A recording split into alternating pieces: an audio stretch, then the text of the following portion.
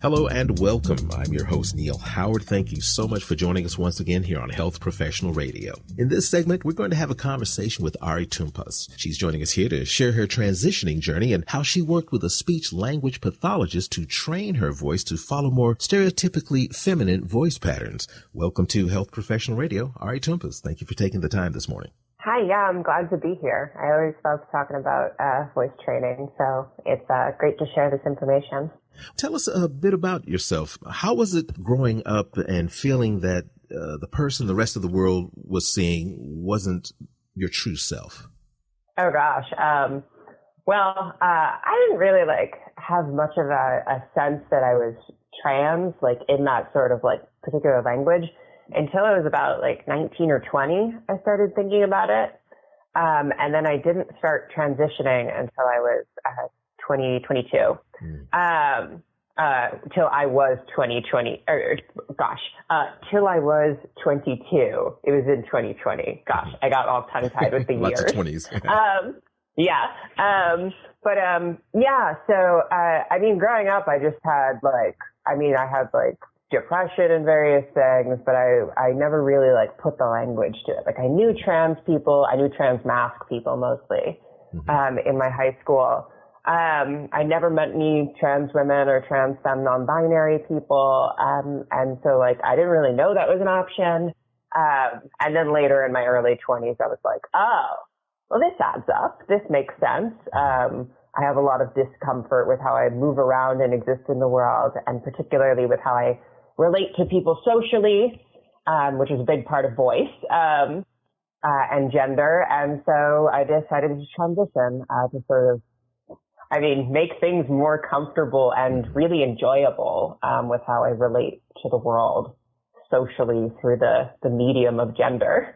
When it came to your voice, was it discomfort more on the part of the responses that you received from those hearing your voice, or your own discomfort with hearing your own voice in those settings? Yeah.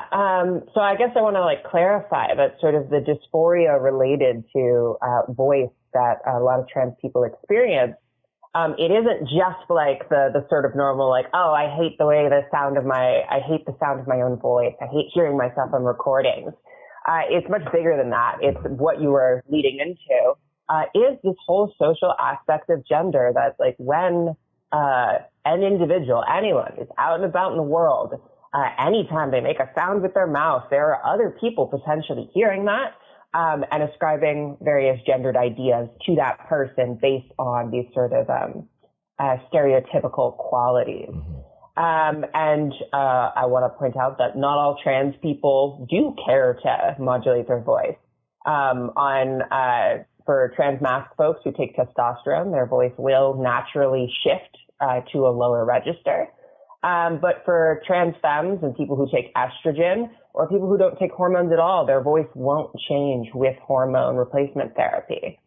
And so and I'll put that strong if they decide that they don't like the feel of their own voice, they don't like how it comes across socially, or they just personally don't like it aesthetically, that's where trans people will pursue voice training. And that's sort of where I was. I'm a graduate student teacher at Ohio State University. I teach Latin. And in my first semester as a teaching assistant, I was responsible for coordinating little mini office hour sessions.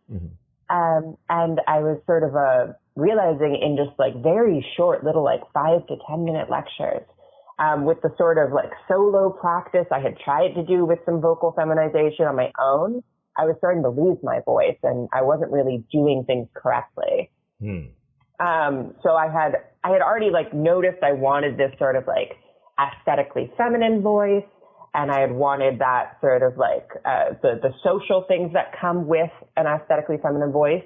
But I couldn't really hit it myself. Well, after looking at different types of training exercises and things of that nature on your own and dealing with the difficulties therein, what did you finally end up doing? I understand that you sought some care there at Ohio State University. Is that correct? Yes. I think when I started, I wasn't immediately sent to Ohio State University. I was told by my HRT provider at Equitas Health to go to Anna Lichtenstein specifically. And Anna is the speech pathologist. I believe that's the technical term. I might get that wrong. Whom I worked with for, I think her normal schedule is 10 weeks. I worked with her for 12 weeks on just a vocal feminization training. And that consisted of generally breaking down the various aspects of what goes into voice. It's not just your vocal cords thrumming back and forth. There's breathing, the thing that sort of supplies your voice. There's projecting. There's the resonance is a really key one that a lot of people in the trans community will talk about, where your sort of gendered voice quality comes from, where the sound is vibrating in your vocal chain. If I'm focusing on like a very femme voice, I'm going to like focus on my resonance, like coming straight out maybe like my upper lip and my nose rather than in sort of the pit of my mouth, which is where like my less stereotypical femme voice, like maybe I'm tired, maybe one of my students is not paying attention and I need to give them like a, hey, you, hello, pay attention. And playing with these sort of different aspects. What did I say? Breathing, range, or resonance, pitch. Those are sort of the three big ones, with various exercises that target those specific parts of the vocal chain. And then on a weekly basis, we just added new exercises and tried to do more than one of those things at the same time. And eventually worked on longer monologues and then just summoning the voice that I want automatically. And by the end of it, it becomes second nature. You know, that seems like quite a few steps, quite a few aspects of voice training. Were any of those aspects ever considered or even mentioned in the voice therapy that you tried on your own at first? Yes. The trans community online, in various places, on YouTube and Discord, has a very technical knowledge of voice. And you'll find people in those communities talking about resonance, talking about pitch, talking about different exercises to channel those different parts of the vocal chain. The real thing that is different about going to see Anna Lichtenstein is like, well, one, you're assured that she has expertise. One of the problems I faced is I was focusing like a little too much on one aspect. Like someone might focus too much on pitch rather than resonance because someone online favors pitch because they know they personally can get a very femme voice out of focusing on pitch.